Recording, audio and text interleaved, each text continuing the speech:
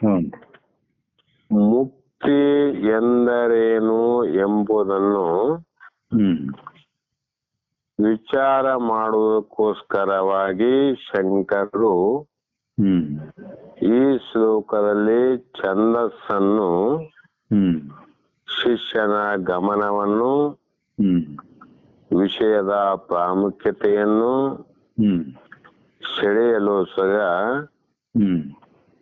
ಸೆಳೆಯಲೋಸ್ಕರವಾಗಿ ಹ್ಮ್ ತಾನು ಹೇಳುವ ವಿಚಾರದಲ್ಲಿ ಅತೀವ ಆನಂದ ಉಂಟಾಗಿ ಹ್ಮ್ ಆ ಗುರುವೇ ಸ್ಫೂರ್ತಿಗೊಳಗಾಗುವನು. ಹ್ಮ್ ಕಾರಣ ಶಾಸ್ತ್ರ ಅಧ್ಯಯನಗಳಿಂದ ಸಾಧಕನು ಹ್ಮ್ ಆತ್ಮದ ಇರುವಿಕೆಯನ್ನ ಒಂದು ವೇಳೆ ಅರಿತನೆಂದುಕೊಳ್ಳೋಣ. ಹ್ಮ್ ಶಾಸ್ತ್ರ ಅಧ್ಯಯನ ಮಾಡಿದಾಗ ಹ್ಮ್ ಆತ್ಮ ಹೇಗಿದೆ ಅಂತ ತಿಳ್ಕೋಬೋದಲ್ರಿ. ಹ್ಮ್ ಆಗಲೂ ಅವನು ಶಾಸ್ತ್ರಗಳ ನಿಯಮಕ್ಕನುಸಾರವಾಗಿ ಹ್ಮ್ ತನ್ನ ಜೀವನವನ್ನು ನಡೆಸೇ ತೀರುವನೆಂದು ಹೇಳುವಂತಿಲ್ಲ. ಹ್ಮ್ ಏಕೆಂದರೆ ಹ್ಮ್ ವಾಸನೆಗಳ ಬಲವತ್ತರವಾದ ಒತ್ತಡವನ್ನು ಯಾರೂ ಕಡೆಗಣಿಸುವಂತಿಲ್ಲ. ಹ್ಮ್ ಆತ್ಮಜ್ಞಾನ ಆದ್ಮೇಲ್ರಿ. ಹ್ಮ್ ಆತ್ಮದ ವಿಚಾರವಾಗಿ ಗ್ರಂಥ ಜ್ಞಾನವಿದ್ದ ಆ ಕ್ಷಣ ಹ್ಮ್ ದುರಾಸೆ, ದುರಾಗ್ರಹ, ರಾಗ, ದ್ವೇಷಗಳು ಹ್ಮ್ ಮನುಷ್ಯನನ್ನ ಬಿಟ್ಟು ಹೋಗಲಾರವು.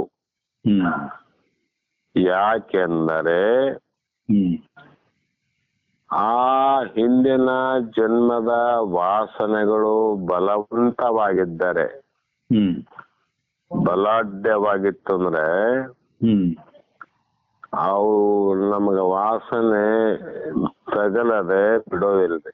ಹ್ಮ್ ಅದರಿಂದ ಏನಾಗ್ತದ, ಅವಾಗ ಹ್ಮ್ ಶಾಸ್ತ್ರಗಳಲ್ಲಿ ಪರಿಣಿತನಾಗಿ ವಾದಗಳನ್ನ ತರ್ಕಬದ್ಧವಾಗಿ ಮಂಡಿಸಲು ಕಲಿತು ಹ್ಮ್ ತಾನು ಮಹಾಪಂಡಿತನೆಂದು ಯಾರಾದರೂ ಅಂದುಕೊಳ್ಳಬಹುದು.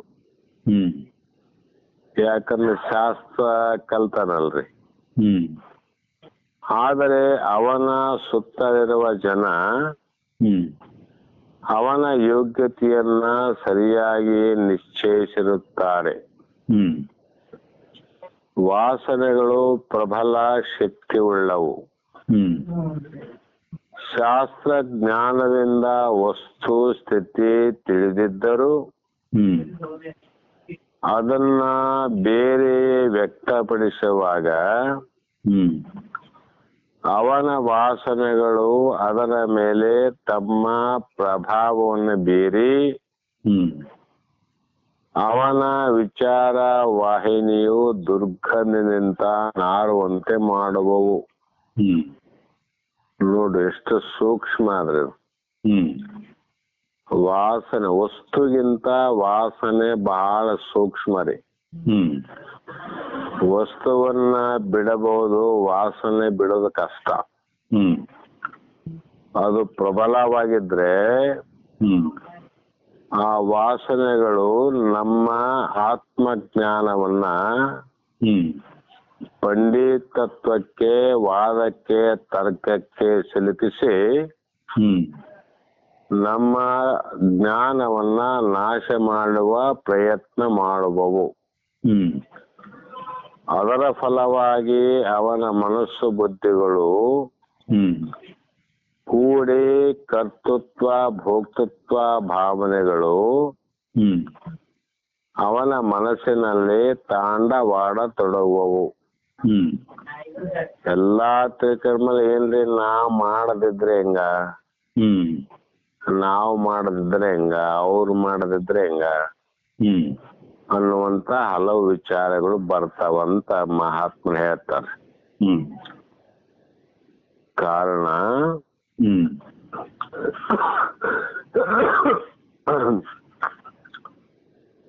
ಬುದ್ಧಿಯೊಡನೆ ಅದು ಬೆರೆತಾಗ ನಾನು ಕರ್ತು ಎಂಬ ಭಾವವು ಮೂಡುವುದು. ಹ್ಮ್ ಆ ಮನ ಬುದ್ಧಿ ಸೇರಿಕೊಂಡು ಜೀವಿಯ ವ್ಯಕ್ತಿತ್ವವನ್ನು ನಿರ್ಧರಿಸುವುದು. ಹ್ಮ್ ಹೀಗೆ ನಾನು ಆತ್ಮ ಅಂತ ತಿಳಿದುಕೊಂಡ ಮೇಲೆಯೋ ಹ್ಮ್ ಅನಾತ್ಮವಾದ ಶರೀರ, ಹ್ಮ್ ನಾನು ಹ್ಮ್ ಪ್ರೇಕ್ಷಕ ಮತ್ತು ಭಾವುಕ ಹ್ಮ್ ಮತ್ತು ಚಿಂತಕ, ಹ್ಮ್ ಅಹಂಕಾರವೇ ನಾನು ಹ್ಮ್ ಎಂಬ ಈ ಭಾವನೆಗಳೇ ಸಂಸ್ಕಾರಕ್ಕೆ ಕಾರಣ. ಹ್ಮ್ ಅದರಿಂದಲೇ ಹುಟ್ಟು ಸಾವು. ಹ್ಮ್ ಈ ಹುಟ್ಟು ಸಾವುಗಳು ಉಂಟಾಗುವುದು ಅಹಂಕಾರಕ್ಕೆ. ಹ್ಮ್ ಒಂದು ಶರೀರದಿಂದ ಮತ್ತೊಂದು ಶರೀರಕ್ಕೆ ಹೋಗುವುದು ಹ್ಮ್ ಅಹಂಕಾರವೇ ವಿನಃ ಹ್ಮ್ ಆತ್ಮವಲ್ಲ. ಹ್ಮ್ ಸ್ಪಷ್ಟ ಆತಲ್ರಿ. ಹೌದು. ಅಹಂಕಾರ ಅಂದ್ರೆ ತಾದಾತ್ಮ ಜೀವ. ಹ್ಮ್ ತನ್ನ ಸ್ವರೂಪ ತಿಳಿಲಾರದೆ ಅವನು ಈ ದೇಹದಿಂದ ಆ ದೇಹಕ್ಕೆ ಹೋಗುವವನು ಬರುವವನು. ಹ್ಮ್ ಆತ್ಮ ಹೋಗೋದಲ್ಲ ಬರೋದಲ್ಲ. ಹ್ಮ್ ಕಾರಣ ಅದಕ್ಕೊಂದು ದೃಷ್ಟಾಂತ ಮೊದಲೇ ಹೇಳಿವಿ. ಹ್ಮ್ ಬಯಲಿನೋಳು ಮನೆಗಳು ಉದಿಸಿ ಉದಿಸಿ ಲಯಿಸುವಂತೆ. ಹ್ಮ್ ಒಂದ್ ದೊಡ್ಡ ಬಯಲಾದ್ರಿ ಬಯಲೊಳಗೆ ಮನೆ ಹುಟ್ಟುತ್ತಾವ, ಹ್ಮ್ ಮತ್ತೆ ಮನೆ ಬಿದ್ದು ಹೋಗ್ತಾವ. ಹ್ಮ್ ಆದರೆ ಅದಕ್ಕ ಬಯಲು ಮಾತ್ರ ಅದು ಹುಟ್ಟುವುದಲ್ಲ, ನಾಶವಾಗುವುದಲ್ಲ. ಹ್ಮ್ ಅದು ಯಾವಾಗಲೂ ಇರ್ತದಲ್ರಿ. ಹ್ಮ್ ಹೌದು. ಅದೇ ಬಯಲಲ್ಲಿ ನಾಶವಾದಂತ ಮನೆಗಳ ಜಾಗದಲ್ಲಿ ಮತ್ತೊಂದು ಮನೆ ಹುಟ್ಟುತ್ತಾವ. ಹ್ಮ್ ಕಟ್ಟಿದ್ರೆ ಹ್ಮ್ ಮತ್ತೆ ಅದು ಬೀಳ್ತದ. ಹೌದು. ಮತ್ತೆ ಕಟ್ಟಬಹುದು, ಮತ್ತೆ ಬೀಳಬಹುದು. ಹ್ಮ್ ಆದರೆ ಬಯಲು ಮಾತ್ರ ಬೀಳುವುದು ಅಲ್ಲ, ಹ್ಮ್ ಕಟ್ಟಿದ್ದು ಅಲ್ಲ ಅಂತದು. ಹ್ಮ್ ಆ ಕಾರಣ ಶಾಸ್ತ್ರಗಳಲ್ಲಿ ನುರಿತವನು ಹ್ಮ್ ವಾಸನೆಗಳ ಹಿಡಿತಕ್ಕೆ ಸಿಕ್ಕಿಕೊಂಡಿರುವಾಗ ಹ್ಮ್ ಅವನು ಕೂಡ ಜನ್ಮಾಂತರಗಳನ್ನ ತಪ್ಪಿಸಿಕೊಳ್ಳಲಾರ. ಹ್ಮ್ ಅವನಿಗೆ ವಾಸನೆ ಇತ್ತು ಅಂದ್ರೆ ಹ್ಮ್ ಜನ್ಮಾಂತರ ತಪ್ಪಿಸಿಕೊಳ್ಳಕ್ ಆಗಲ್ರಿ. ಹ್ಮ್ ಮತ್ತೆ ಅವನು ಕೂಡ ಹುಟ್ಟಬೇಕಂತ.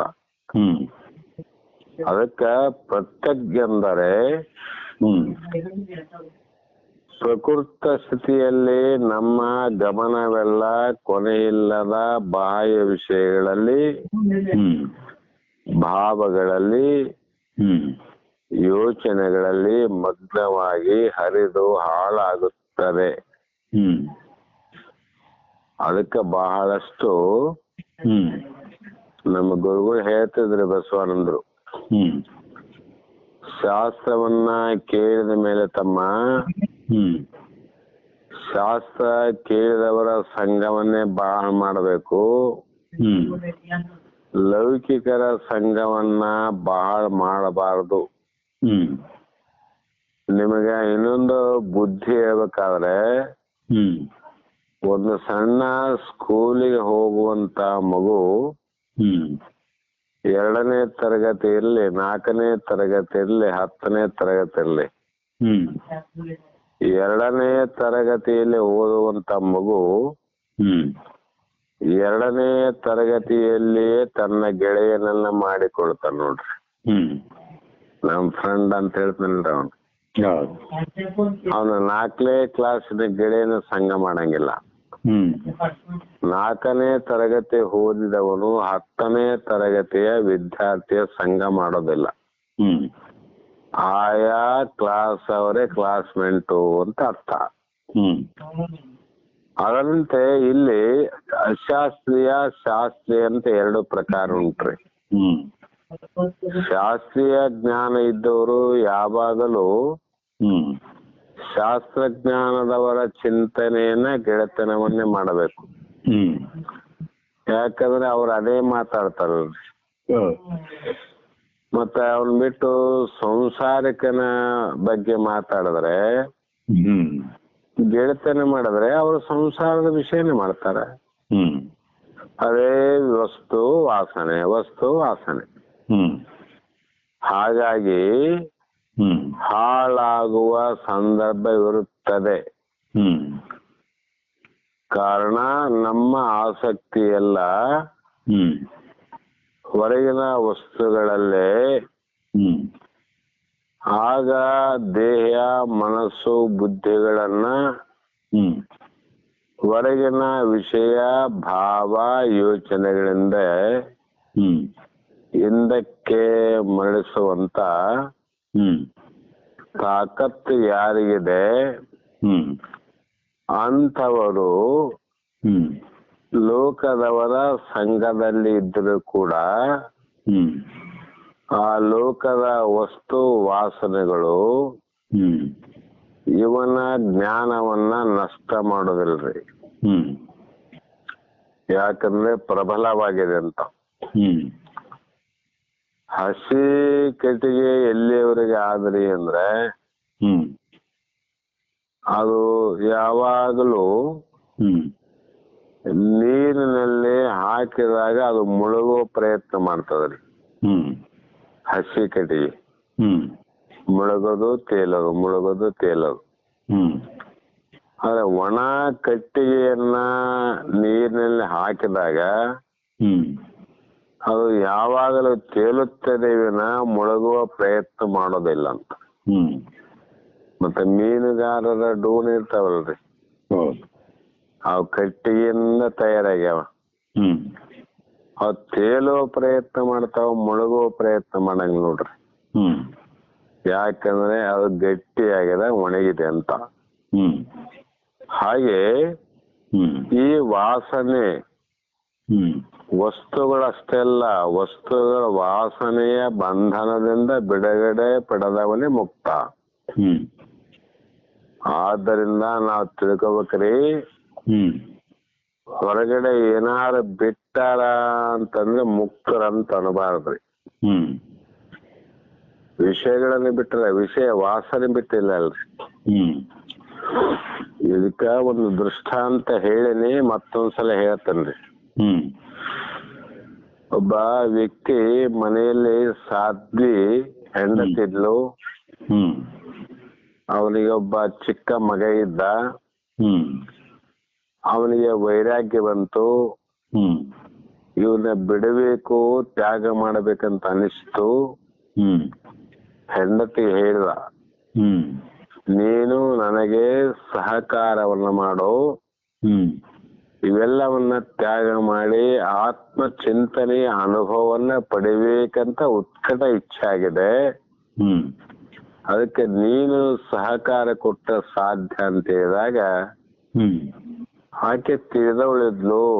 ಹ್ಮ್ ಪ್ರಪಂಚ ಇಷ್ಟೇ ಆದದು, ಹ್ಮ್ ಆದ್ರೆ ಅದು ಎಷ್ಟು ವರ್ಷ ಎಷ್ಟು ಜನ್ಮ ಮಾಡಿದ್ರು ಕೂಡ ಇಷ್ಟೇ. ಹ್ಮ್ ಯಾವಾಗ ಈ ಭಾವ ನಿಮ್ಮಲ್ಲಿ ಉತ್ಪತ್ತಿ ಆಗಿದೆ ಅಂದ್ರೆ ಬಹಳ ಒಳ್ಳೇದಾಯ್ತು, ಹ್ಮ್ ನೀವು ಹೋಗ್ರಿ ಅಂತ ಆಕೆ ಅಪ್ಪಣೆನ ತಗೊಂಡು ಆತ ಹೊರಟನ್ರಿ. ಹ್ಮ್ ಹೋದ ಒಂದು 15-20 ವರ್ಷ ಆಗಿತ್ತು. ಹ್ಮ್ ಅಷ್ಟರೊಳಗೆ ಅದೇ ಊರಲ್ಲಿ ಕೆಲವು ವ್ಯಕ್ತಿಗಳು ಹ್ಮ್ ಕಾಶಿ ಯಾತ್ರೆ ಹೋಗ್ಬೇಕಂತ ತಯಾರಾದ್ರಿ.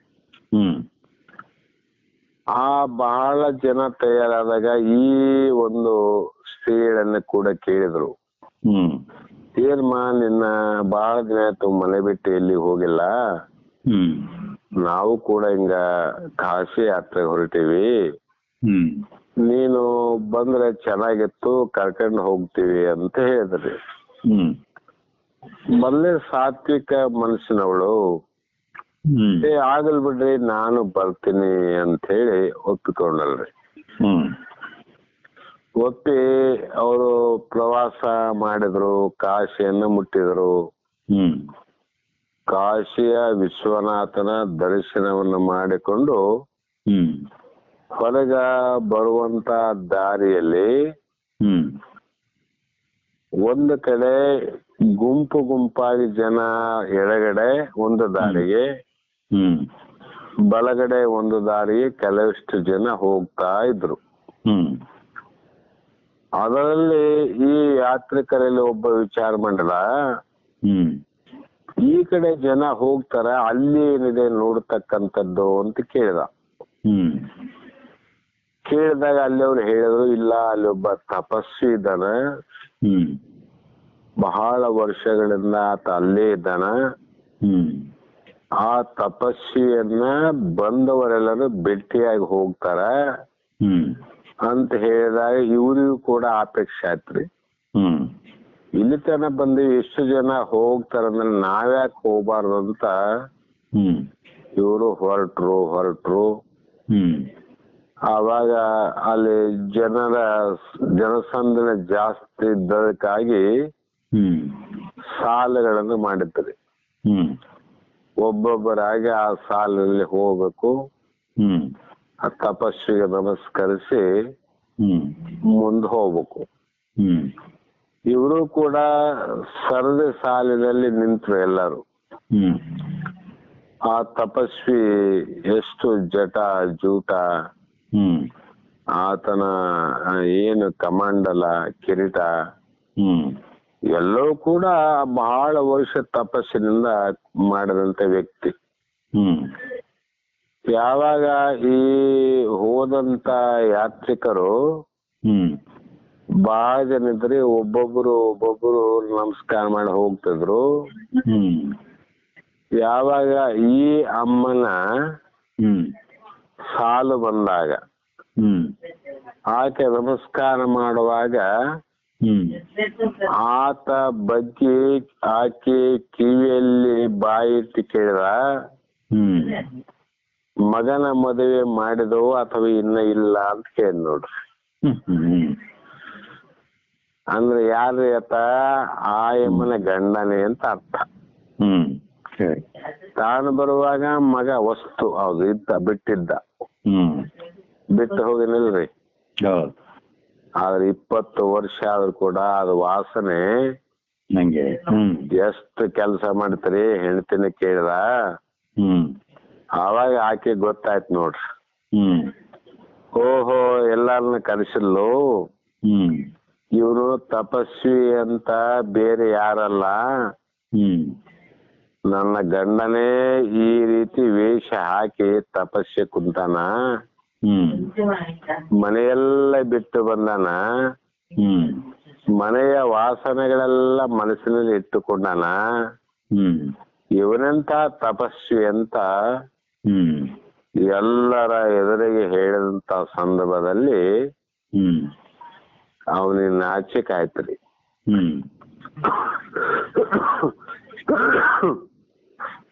ನಾಚಿ ಹ್ಮ್ ತಲೆ ತಗ್ಗಿಸಿ, ಹ್ಮ್ ನಾನು ಮನೆಯನ್ನು ಬಿಡೋದಕ್ಕಿಂತ ಹ್ಮ್ ಮನೆಯಲ್ಲೇ ಇದ್ರೆ ಚೆನ್ನಾಗಿತ್ತು ಅಂತ ಜ್ಞಾನೋದಯ ಆಯ್ತ್ರಿ. ಹ್ಮ್ ಇಡೀ ತಪಸ್ಸನ್ನ ಹಾಳು ಮಾಡ್ತಿಲ್ರಿ. ಹೌದು. ಮಗ ಬಂದ ಹಾಳು ಮಾಡಿಲ್ಲ, ಹ್ಮ್ ಹೆಂಡತಿ ಬಂದ ಹಾಳು ಮಾಡಿಲ್ಲ, ಹೌದು. ಆ ವಾಸನೆ ತನ್ನ ಹಾಳು ಮಾಡ್ತ ನೋಡ್ರಿ. ಹ್ಮ್ ಅದಕ್ಕಾಗಿ ಹ್ಮ್ ಈ ವಾಸನೆ ಇಟ್ಟಾಗ ಏನಾಗ್ತದ, ಪುನಃ ಹ್ಮ್ ಜನ್ಮವನ್ನ ತಾಳಲಿಕ್ಕೆ ಕಾರಣ ಆಗುತ್ತದೆ ಅನ್ನುವಂತ ಮಾತನ್ನ ಹ್ಮ್ ಈ ಶ್ಲೋಕದಲ್ಲಿ ಹೇಳಿದ್ರು ನೋಡ್ರಿ. ಹ್ಮ್ ಇಲ್ಲಿಗೆ ಮಂಗಲ ಮಾಡಮ್ರಿ. ಹೌದು. ನಾಳೆ ದಿನ ಮತ್ತೆ ವಿಚಾರ ಮಾಡೋಣ. ಹೌದು. ಇವತ್ತು ಸ್ವಲ್ಪ ಆಸ್ಪತ್ರೆಗೆ ಬಂದಿದ್ವಿ. ಹೌದು. ಬಂದು ಆನಂತರ ಮಾನಿಗೆ ಹೋಗಿದ್ವಿ. ಹ್ಮ್ ಮಾನಿಗೆ ಹೋಗಿ ಮತ್ತೆ 7:30 ಬಂದಿವ್ರಿ ಮನೆಗೆ. ಬಂದ್ವಿ, ಒಂದು 40 ನಿಮಿಷ ಮತ್ತೆ ಶಾಸ್ತ್ರ ನಡೆಸಿದ್ವಿ. ಹಂಗಾಗಿ ನಾಳೆ ಮತ್ತೆ ಮಾತಾಡೋಣ. ನಾನು ಮಾತಾಡೋದಾಗಲ್ರಿ, ಸ್ವಲ್ಪ ಸಿಕ್ತಿತ್ತು. ಹೌದೌದೌದು. ಇಲ್ಲ, ನಾವು ರಾಯಚೂರಿಗೆ ಬಂದಿವಲ್ರಿ, ಮತ್ತೆ ಅಲ್ಲಿಂದ ಹೋಗಿ ಬರೋಣ. ಸ್ವಲ್ಪ ಗುರುಗಳು ಬಂದೇನು ಮಾಡಿಸಿ ಕಳಿಸ್ತೀನಿ ಜಲ್ದಿ. ಇಲ್ಲ, ಜಲ್ದಿ ಮಾಡಿಸಿ ಕಳಿಸ್ತಾರೆ ಹೇಳ್ರಿ, ಲೇಟ್ ಆಗ್ತಿತ್ತು. ಮಾಡಿಸೋರು ನಾವು ಹೇಳಲ್ಲ ಹೋಗ್ತು ಅಂತ. ಹೋಗಿ ಬಂದ್ಬಿಡೋಣ. ಅಲ್ಲಿ ಸ್ವಲ್ಪ ಕೆಲಸ ನಡೆದತ್ರಿ ಈಗ. ಹೌದು ಅದನ್ನ ಸ್ವಲ್ಪ ಈ ಪ್ರಕಾರ ಮಾಡ್ರಪ್ಪ ಅಂತ ಹೇಳಿ. ಮತ್ತೆ ಅಲ್ಲೇ ಲೇಟ್ ಆಯ್ತು ಬಿಡಕ್, 5 ಗಂಟೆ ಮೇಲೆ ಆಯ್ತು ಅಲ್ಲಿ. ಹೌದು. ಆಮೇಲೆ ನಡುವೆ ಇಲ್ಲಿ ಸಾತ್ ಮೇಲೆ ಇಲ್ಲಿ ಟ್ರಾಫಿಕ್ ಏನೋ ಸ್ವಲ್ಪ ಜಾಮ್ ಆಗಿತ್ರಿ. ಹಂಗಾಗಿ 7 ಗಂಟೆಗೆ ಮನೆಗೆ ಬಂದ್ರಿ. 7:15 ಸದನದ ಬಿಟ್ಟ. ಮತ್ ನಾನೊಂದು ಹಂಗೆ ಪ್ರಾರಂಭ ಮಾಡಿದ್ವಿ, ಅದು 8 ಗಂಟೆ ಆಯ್ತು. ನನಗೂ ಕಲ್ಪನೆ ಬರ್ಲಿಲ್ಲ. ಹಿಂಗಾಯ್ತ್ರಿ. ಆಗ್ಲಿ, ನಾಳೆ ಮಾತಾಡೋಣ. ನಮಸ್ಕಾರ. ನಮಸ್ಕಾರ.